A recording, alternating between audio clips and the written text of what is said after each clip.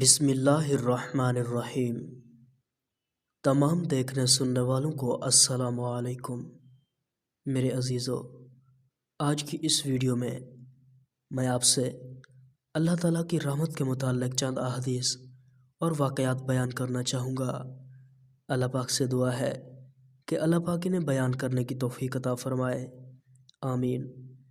اگر آپ مزید اسلامک ویڈیوز دیکھنا چاہتے ہیں تو اسلام کا سفر یوٹیوب چینل سبسکرائب کریں۔ ابو یونس نے سماک سے روایت کی کہ حضرت نعمان بن بشیر رضی اللہ تعالیٰ عنہ نے خطبہ دیا اور آپ صلی اللہ علیہ وآلہ وسلم کا فرمان بیان کیا۔ اللہ تعالیٰ کو اپنے بندے کی توبہ پر اس شخص کی نسبت زیادہ خوشی ہوتی ہے جس نے اپنا زاد راہ اور اپنی پانی کی بڑی مشق کو اونٹ پر لادا، پھر سفر پر چل پڑا، یہاں تک کہ جب وہ ایک چٹیل میدان پر تھا تو اسے دوپہر کی نیند نے بے بس کر دیا۔ وہ اترا اور ایک درخت کے نیچے دوپہر کے آرام کے لیے لیٹ گیا۔ اس کی آنکھ لگ گئی اور اس کا اونٹ کسی طرف کو نکل گیا۔ پھر وہ جاگا تو کوشش کر کے ایک ٹیلے پر چڑھا، ہر طرف دیکھا لیکن اسے کچھ نظر نہ آیا۔ پھر وہ مشقت اٹھا کر دوسرے ٹیلے پر چڑھا، اسے کچھ نظر نہ آیا۔ پھر مزید مشقت سے تیسرے ٹیلے پر چڑھا تو اسے کچھ نظر نہ آیا۔ پھر وہ آیا، اسی جگہ پہنچا جہاں دوپہر کا آرام کیا تھا۔ وہ اس جگہ بیٹھا ہوا تھا کہ اس کا اونٹ چلتا ہوا واپس آ گیا اور اپنی مہار اس آدمی کے ہاتھ پر گرا دی۔ تو اللہ اپنے بندے کی توبہ پر اس شخص کی نسبت زیادہ خوش ہوتا ہے جب یہ آدمی اپنی سواری کو اس کی اصل حالت میں زادرہ اور پانی سمیت صحیح سالم پا لیتا ہے۔ حضرت محمد صلی اللہ علیہ وآلہ وسلم نے فرمایا، اللہ تعالیٰ فرماتا ہے، میرے بارے میں میرے بندے کا جو گمان ہو میں اس کے ساتھ ہوں، اور وہ مجھے جہاں بھی یاد کرے میں اس کے پاس ہوتا ہوں۔ اللہ کی قسم، اللہ تعالیٰ اپنے بندے کی توبہ پر تم میں سے ایسے آدمی کی نسبت بھی زیادہ خوش ہوتا ہے جسے چٹیل بیاباں میں اپنی گمشدہ سواری سامان سمیت واپس مل جاتی ہے۔ میرا جو بندہ ایک بالشت میرے قریب آتا ہے میں ایک ہاتھ اس کے قریب آ جاتا ہوں، اور جو ایک ہاتھ میرے قریب ہوتا ہے میں دونوں ہاتھوں کی پوری لمبائی کے برابر اس کے قریب ہو جاتا ہوں، اور جو چلتا ہوا میری طرف آتا ہے میں دوڑتا ہوا اس کے پاس آتا ہوں۔ حضرت محمد صلی اللہ علیہ وآلہ وسلم نے فرمایا، اگر تم ایسے ہوتے کہ تمہارے نامہ اعمال میں کچھ بھی گناہ نہ ہوتے جن کی اللہ تعالیٰ تمہارے لیے بخشش فرماتا تو وہ ایسی قوم کو اس دنیا میں لے آتا جن کے گناہ ہوتے اور وہ ان کے لیے ان گناہوں کی مغفرت فرماتا۔ حضرت ابو ہریرہ رضی اللہ تعالیٰ عنہ سے روایت ہے کہ رسول اللہ صلی اللہ علیہ وآلہ وسلم نے فرمایا، اگر مومن کو یہ علم ہو جائے کہ اللہ تعالیٰ کے پاس سزا کیا ہے تو کوئی شخص اس کی جنت کی امید ہی نہ رکھے، اور اگر کافر کو یہ پتہ چل جائے کہ اللہ کے پاس رحمت کس قدر ہے تو کوئی ایک بھی اس کی جنت سے مایوس نہ ہو۔ میرے عزیزو، اب میں آپ کو اللہ تعالیٰ کی رحمت سے متعلق چند واقعات سنانے جا رہا ہوں۔ ایک دفعہ کا ذکر ہے کہ حضرت موسیٰ علیہ السلام کو اللہ تعالیٰ نے حکم دیا کہ سمندر کی طرف جاؤ، وہاں 3 کشتیاں ڈوبنے والی ہیں۔ حضرت موسیٰ علیہ السلام فوری حکم الہی کی تعمیل کرتے ہوئے سمندر کی جانب چل دیے۔ ساحل پرسکون تھا۔ بہت دور سے ایک کشتی آتی ہوئی دکھائی دی جو آہستہ آہستہ ساحل کی طرف بڑھ رہی تھی۔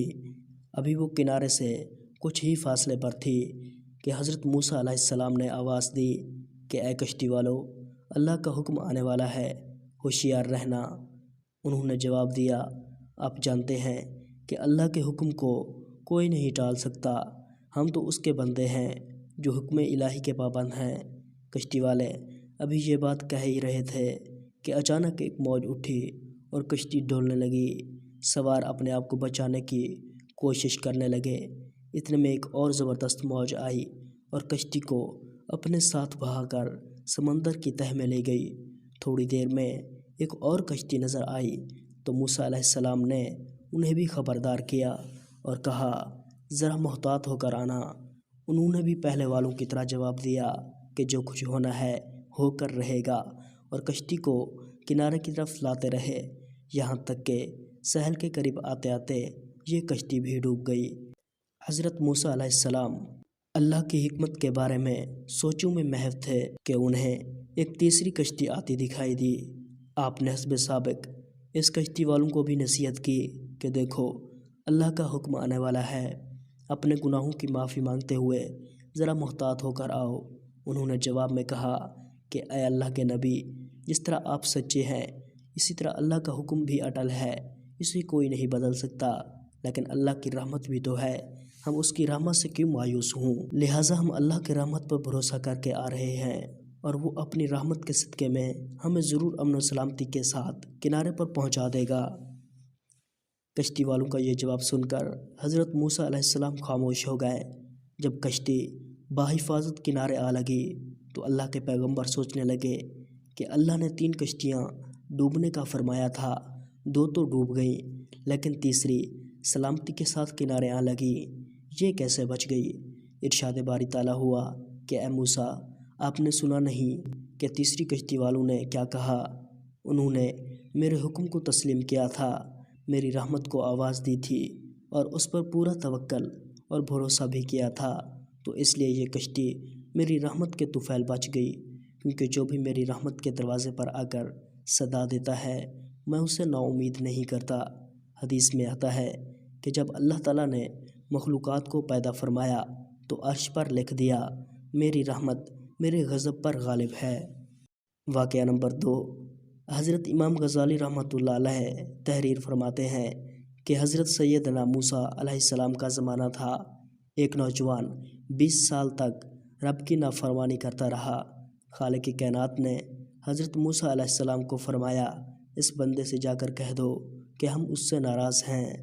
اے نادان، تجھے 20 سال ہوئے مجھے ناراض کرتے ہوئے، عرصہ گزر گیا میری نافرمانی کرتے ہوئے، اب تجھے شرم آنی چاہیے۔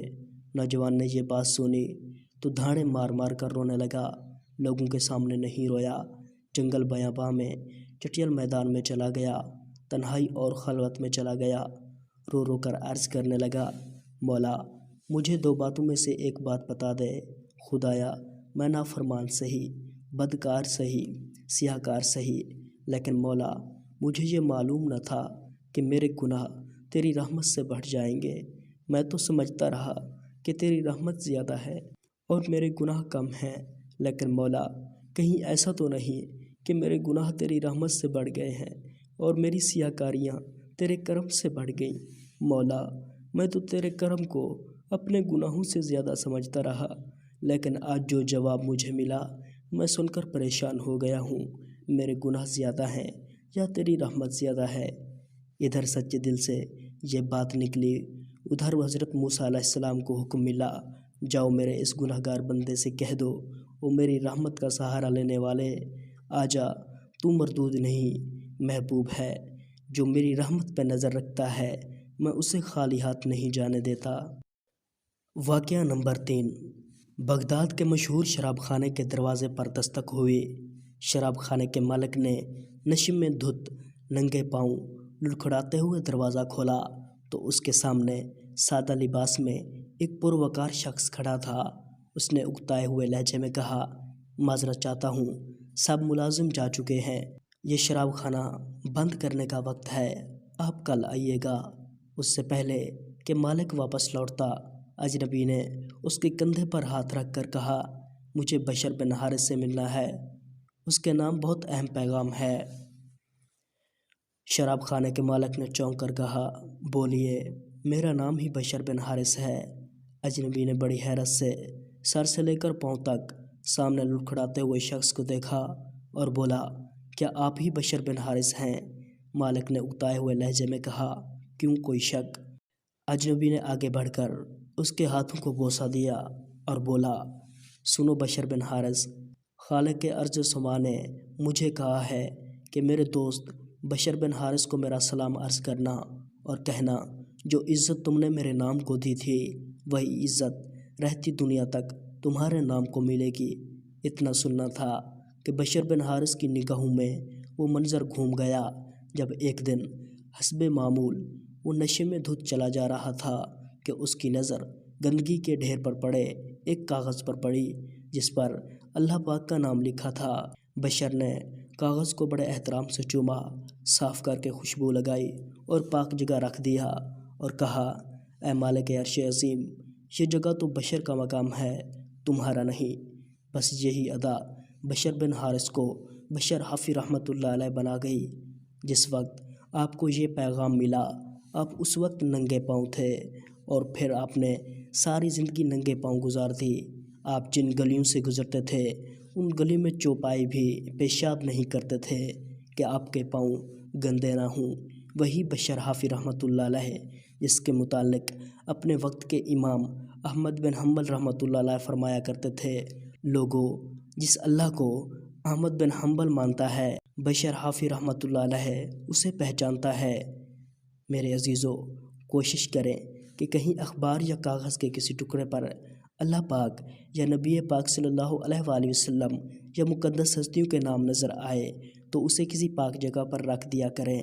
میرے عزیزو، تو یہ تھی آج کی ویڈیو۔ امید ہے کہ یہ ویڈیو آپ کو پسند آئی ہوگی۔ ویڈیو کو دوسروں کے ساتھ شیئر بھی کریں تاکہ کسی کو فائدہ ہو سکے۔ اپنا بہت سارا خیال رکھیے گا، دعاؤں میں ضرور یاد رکھیے گا۔ اللہ حافظ۔